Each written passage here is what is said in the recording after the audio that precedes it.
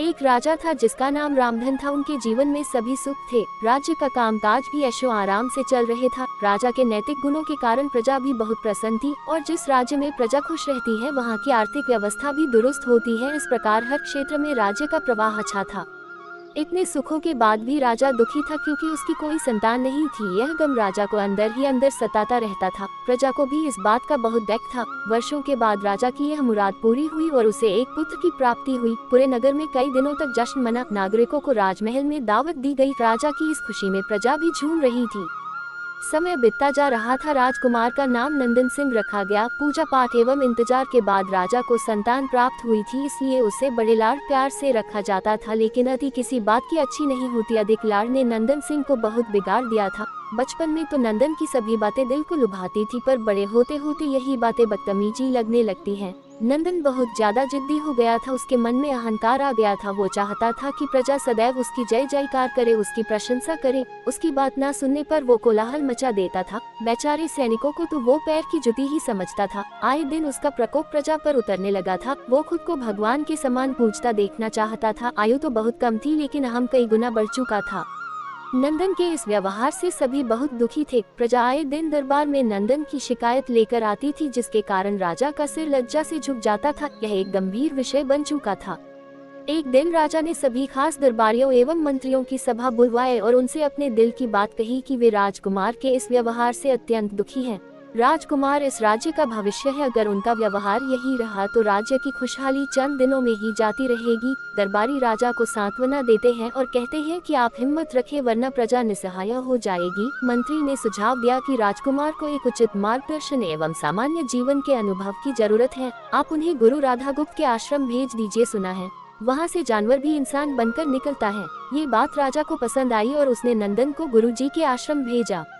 अगले दिन राजा अपने पुत्र के साथ गुरुजी के आश्रम पहुँचे। राजा ने गुरु राधागुप्त के साथ अकेले में बात की और नंदन के विषय में सारी बातें कही। गुरुजी ने राजा को आश्वस्त किया कि वे जब अपने पुत्र से मिलेंगे तब उन्हें गर्व महसूस होगा। गुरुजी के ऐसे शब्द सुनकर राजा को शांति महसूस हुई और वे सहर्ष अपने पुत्र को आश्रम में छोड़कर राजमहल लौट गए। अगले दिन सुबह गुरु के खास चेले द्वारा नंदन को भिक्षा मांगकर खाने को कहा गया, जिसे सुनकर नंदन ने साफ इनकार कर दिया। चेले ने उसे कह दिया कि अगर पेट भरना है तो भिक्षा मांगनी होगी और भिक्षा का समय शाम तक ही है, अन्यथा भूखा रहना पड़ेगा। नंदन ने अपनी अकड़ में चेले की बात नहीं मानी और शाम होते होते उसे भूख लगने लगी, लेकिन उसे खाने को नहीं मिला। दूसरे दिन उसने भिक्षा मांगना शुरू किया। शुरुआत में उसके बोल के कारण उसे कोई भिक्षा नहीं देता था, लेकिन गुरुकुल में सभी के साथ बैठने पर उसे आधा पेट भोजन मिल जाता था। धीरे धीरे उसे मीठे बोल का महत्व समझ आने लगा और करीब 1 महीने बाद नंदन को भर पेट भोजन मिला, जिसके बाद उसके व्यवहार में बहुत से परिवर्तन आए।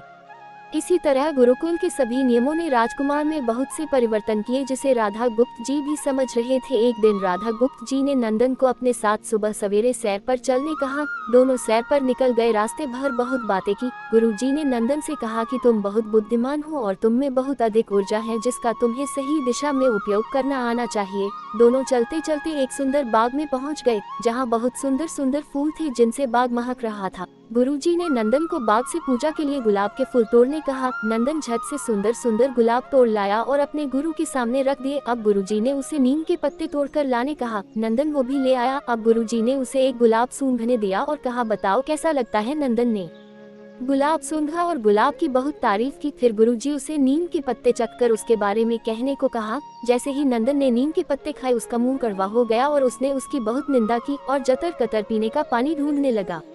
नंदन की ये दशा देख गुरुजी मुस्कुरा रहे थे। पानी पीने के बाद नंदन को राहत मिली। फिर उसने गुरुजी से हंसने का कारण पूछा। तब गुरुजी ने उससे कहा कि जब तुमने गुलाब का फूल सूंघा तो तुम्हें उसकी खुशबू बहुत अच्छी लगी और तुमने उसकी तारीफ की, लेकिन जब तुमने नीम की पत्तियां खाई तो तुम्हें वो कड़वी लगी और तुमने उसे थूक दिया और उसकी निंदा भी की। गुरुजी से नंदन को समझाया, जिस प्रकार तुम्हें जो अच्छा लगता है तुम उसकी तारीफ करते हो, उसी प्रकार प्रजा भी जिसमें गुण होते हैं उसकी प्रशंसा करती है। अगर तुम उनके साथ दुर्व्यवहार करोगे और उनसे प्रशंसा की उम्मीद करोगे तो वे ये कभी दिल से नहीं कर पाएंगे। इस प्रकार जहाँ गुण होते हैं वहाँ प्रशंसा होती है।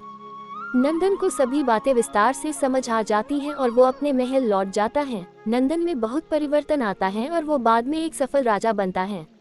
कहानी की शिक्षा। गुरु की सीख ने नंदन का जीवन ही बदल दिया। वो एक क्रूर राजकुमार से एक न्यायप्रिय दयालु राजा बन गया। इस कहानी से हमें यही शिक्षा मिलती है कि हमें गुण होंगे तो लोग हमें हमेशा पसंद करेंगे, लेकिन अगर हम अवगुणी हैं तो हमें प्रशंसा कभी नहीं मिल सकता है।